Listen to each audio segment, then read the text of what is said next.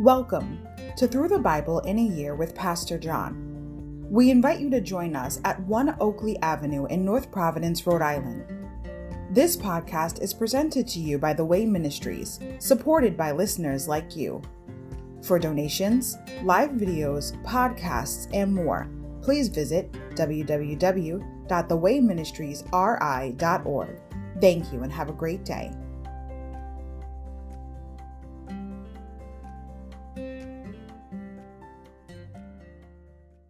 Hi everybody, welcome to Through the Bible in a Year with Pastor John. So glad you could join me today to get a portion of God's Word. Today we're going to begin in day 77, March 17th, Samuel chapters 9 to 12. Saul, the chosen king. Overview. Part of Samuel's rebuilding program for the nation involves anointing the first king, a giant of a man named Saul. Installed as king at Mizpah, proven in battle against the Ammonites, and confirmed as king at Gilgal, Saul shows promising potential as the leader of God's people. But as Samuel points out in his farewell address, the very presence of a human king shows the rebellious attitude of the nation toward their divine king. Chapter 12, verse 19 and 20, and foreshadows disaster to come. Chapter 9, selecting a king. Chapter 10, crowning a king. Chapter 11, confirming a king. Saul's coronation.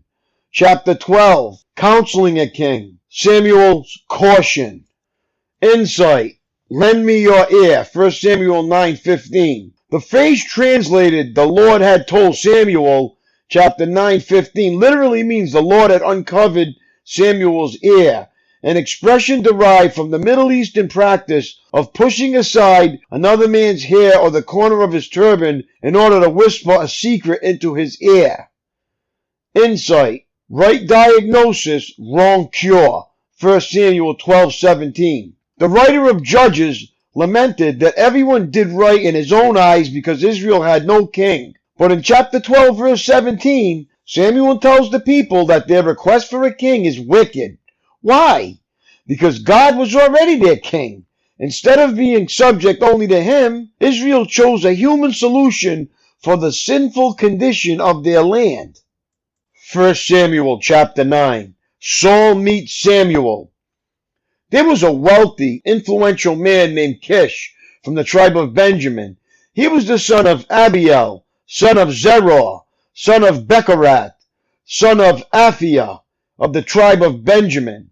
His son Saul was the most handsome man in Israel, head and shoulders taller than anyone else in the land. One day, Kish's donkeys strayed away, and he told Saul, "Take a servant with you and go look for the donkeys." So Saul took one of the servants and traveled through the hill country of Ephraim, the land of Shalashah, the Shalim area, and the entire land of Benjamin, but they couldn't find the donkeys anywhere. Finally, they entered the region of Zuph, and Saul said to his servant, "Let's go home. By now my father will be more worried about us than about the donkeys." But the servant said, "I've just thought of something.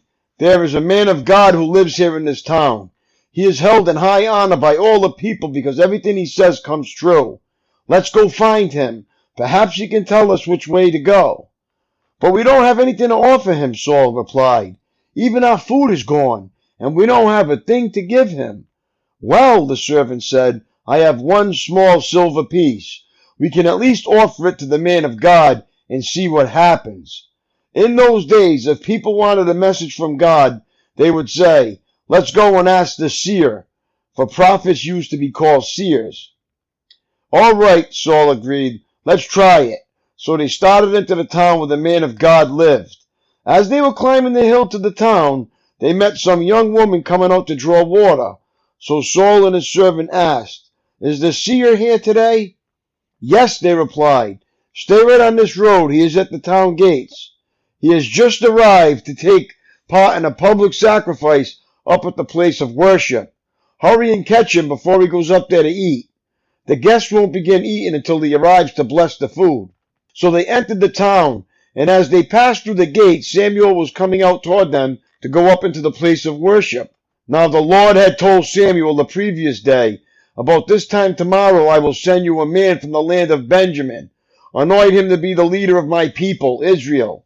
He will rescue them from the Philistines, for I have looked down on my people in mercy and have heard their cry." When Samuel saw Saul, the Lord said, "That's the man I told you about. He will rule my people." Just then Saul approached Samuel at the gateway and asked, "Can you please tell me where the seer's house is?" "I am the seer," Samuel replied. "Go up to the place of worship ahead of me. We will eat there together, and in the morning I'll tell you what you want to know and send you on your way. And don't worry about those donkeys that were lost 3 days ago, for they have been found, and I am here to tell you that you and your family are the focus of all Israel's hope." Saul replied, "But I'm only from the tribe of Benjamin, the smallest tribe of Israel, and my family is the least important of all the families of that tribe. Why are you talking like this to me?" Then Samuel brought Saul and his servant into the hall and placed him at the head of the table, honoring them above the 30 special guests. Samuel then instructed the cook to bring Saul the finest cut of meat, the piece that had been set aside for the guest of honor. So the cook brought in the meat and placed it before Saul. "Go ahead and eat it," Samuel said. "I was saving it for you even before I invited these others." So Saul ate with Samuel that day. When they came down from the place of worship and returned to town, Samuel took Saul up to the roof of the house and prepared a bed for him there. At daybreak the next morning, Samuel called Saul. "Get up. It's time you were on your way." So Saul got ready, and he and Samuel left the house together. When they reached the edge of town, Samuel told Saul to send his servant on ahead. After the servant was gone, Samuel said, "Stay here, for I have received a special message for you from God." 1 Samuel chapter 10. Samuel anoints Saul as king. Then Samuel took a flask of olive oil and poured it over Saul's head. He kissed Saul and said, "I am doing this because the Lord has appointed you to be the ruler over Israel, his special possession. When you leave me today, you will see 2 men beside Rachel's tomb at Zelzah on the border of Benjamin. They will tell you that the donkeys have been found and that your father has stopped worrying about them and is now worried about you. He is asking, 'Have you seen my son?' When you get to the oak of Tabor, you will see 3 men coming toward you who are on their way to worship God at Bethel. One will be bringing 3 young goats, another will have 3 loaves of bread, and the third will be carrying a wineskin full of wine. They will greet you and offer you 2 of the loaves, which you are to accept. When you arrive at Gibeah of God, where the garrison of the Philistines is located, you will meet a band of prophets coming down from the place of worship. They will be playing a harp, a tambourine, a flute, and a lyre, and they will be prophesying. At that time the Spirit of the Lord will come powerfully upon you, and you will prophesy with them, and you will be changed into a different person. After these signs take place, do what must be done, for God is with you. Then go down to Gilgal ahead of me. I will join you there to sacrifice burnt offerings and peace offerings. You must wait for 7 days until I arrive and give you further instructions." Samuel's signs are fulfilled. As Saul turned and started to leave, God gave him a new heart, and all Samuel's signs were fulfilled that day. When Saul and his servant arrived at Gibeah, they saw a group of prophets coming toward them. Then the Spirit of God came powerfully upon Saul, and he too began to prophesy. When those who knew Saul heard about it, they exclaimed, "What? Is even Saul a prophet? How did the son of Kish become a prophet?" And one of those standing there said, "Can anyone become a prophet no matter who his father is?" So that is the origin of the saying, "Is even Saul a prophet?" When Saul had finished prophesying, he went up to the place of worship. "Where have you been?" Saul's uncle asked him and his servant. "We were looking for the donkeys," Saul replied, "but we couldn't find them. So we went to Samuel to ask him where they were." "Oh, and what did he say?" his uncle asked. "He told us that the donkeys had already been found," Saul replied. But Saul didn't tell his uncle what Samuel said about the kingdom. Saul is acclaimed king. Later, Samuel called all the people of Israel to meet before the Lord at Mizpah. And he said, This is what the Lord, the God of Israel, has declared. I brought you from Egypt and rescued you from the Egyptians and from all of the nations that were oppressing you. But though I have rescued you from your misery and distress, you have rejected your God today and have said, no, we want a king instead. Now, therefore, present yourselves before the Lord by tribes and clans. So Samuel brought all the tribes of Israel before the Lord, and the tribe of Benjamin was chosen by lot. Then he brought each family of the tribe of Benjamin before the Lord, and the family of the Matrites was chosen. And finally Saul, son of Kish, was chosen from among them. But when they looked for him, he had disappeared. So they asked the Lord, where is he? And the Lord replied, he is hiding among the baggage. So they found him and brought him out, and he stood head and shoulders above anyone else. Then Samuel said to all the people, this is the man the Lord has chosen as your king. No one in all Israel is like him. And all the people shouted, long live the king! Then Samuel told the people what the rights and duties of a king were. He wrote them down on a scroll and placed it before the Lord. Then Samuel sent the people home again. When Saul returned to his home at Gibeah, a group of men whose hearts God had touched went with him. But there were some scoundrels who complained, how could this man save us? And they scorned him and refused to bring him gifts. But Saul ignored them. Nahash, king of the Ammonites, had been grievously oppressing the people of Gad and Reuben who lived east of the Jordan River. He gouged out the right eye of each of the Israelites living there, and he didn't allow anyone to come and rescue them. In fact, all of the Israelites east of the Jordan, there wasn't a single one whose right eye Nahash had not gouged out. But there were 7,000 men who had escaped from the Ammonites, and they settled in Jabesh Gilead. 1 Samuel chapter 11. Saul defeats the Ammonites. About a month later, King Nahash of Ammon led his army against the Israelite town of Jabesh Gilead. But all the citizens of Jabesh asked for peace. Make a treaty with us and we will be your servants, they pleaded. All right, Nahash said, but only on one condition. I will gouge out the right eye of every one of you as a disgrace to all Israel. Give us 7 days to send messengers throughout Israel, replied the elders of Jabesh. If no one comes to save us, we will agree to your terms. When the messengers that came to Gibeah of Saul and told the people about their plight, everyone broke into tears. Saul had been plowing a field with his oxen, and when he returned to town, he asked, what's the matter? Why is everyone crying? So they told him about the message from Jabesh. Then the Spirit of God came powerfully upon Saul, and he became very angry. He took 2 oxen and cut them into pieces, and sent the messengers to carry them throughout Israel with this message. This is what will happen to the oxen of anyone who refuses to follow Saul and Samuel into battle. And the Lord made the people afraid of Saul's anger, and all of them came out together as one. When Saul mobilized them at Bezek, he found that there were 300,000 men from Israel and 30,000 men from Judah. So Saul sent the messengers back to Jabesh Gilead to say, we will rescue you by noontime tomorrow. There was great joy throughout the town when that message arrived. The men of Jabesh then told their enemies, tomorrow we will come out to you, and you can do to us whatever you wish. But before dawn the next morning, Saul arrived, having divided his army into 3 detachments. He launched a surprise attack against the Ammonites and slaughtered them the whole morning. The remnant of their army was so badly scattered that no 2 of them were left together. Then the people exclaimed to Samuel, now where are those men who said, why should Saul rule over us? Bring them here and we will kill them.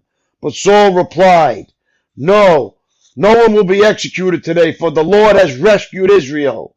Then Samuel said to the people, come, let us all go to Gilgal to renew the kingdom. So they all went to Gilgal, and in a solemn ceremony before the Lord, they made Saul king. Then they offered peace offerings to the Lord, and Saul and all the Israelites were filled with joy. 1 Samuel chapter 12. Samuel's farewell address. Then Samuel addressed all Israel. I have done as you asked and given you a king. Your king is now your leader. I stand here before you, an old gray-haired man, and my sons serve you. I have served as your leader from the time I was a boy to this very day. Now testify against me in the presence of the Lord and before this anointed one. Whose ox or donkey have I stolen? Have I ever cheated any of you? Have I ever oppressed you? Have I ever taken a bribe and perverted justice? Tell me, and I will make right whatever I have done wrong. No, they replied. You have never cheated or oppressed us, and you have never taken even a single bribe. The Lord and his anointed one are my witness today, Samuel declared, that my hands are clean.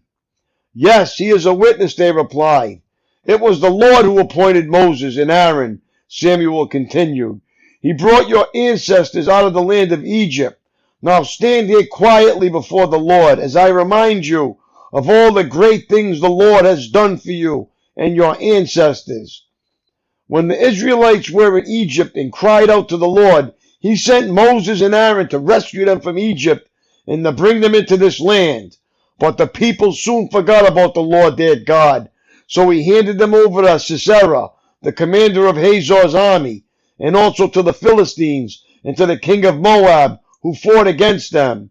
Then they cried to the Lord again and confessed, We have sinned by turning away from the Lord and worshiping the images of Baal and Ashtaroth.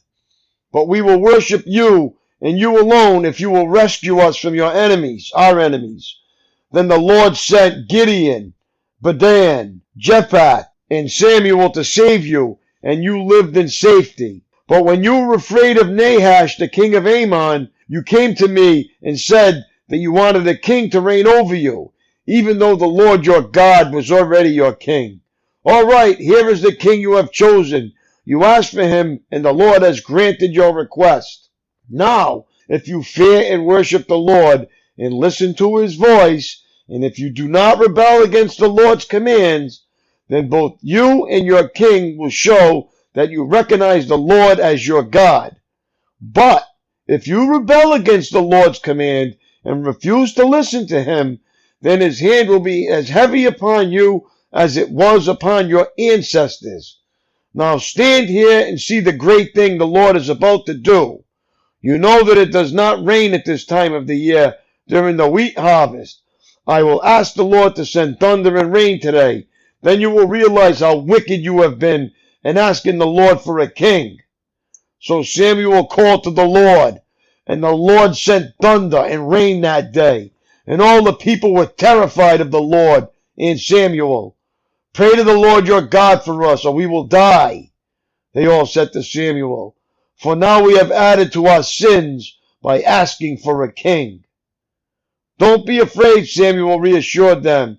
You have certainly done wrong, but make sure now that you worship the Lord with all your heart and don't turn your back on him. Don't go back to worshiping worthless idols that cannot help or rescue you. They are totally useless. The Lord will not abandon his people because that would dishonor his great name, for it has pleased the Lord to make you his very own people. As for me, I will certainly not sin against the Lord by ending my prayers for you, and I will continue to teach you what is good and right. But be sure to fear the Lord and faithfully serve him. Think of all the wonderful things he has done for you. But if you continue to sin, you and your kings will be swept away. My daily walk.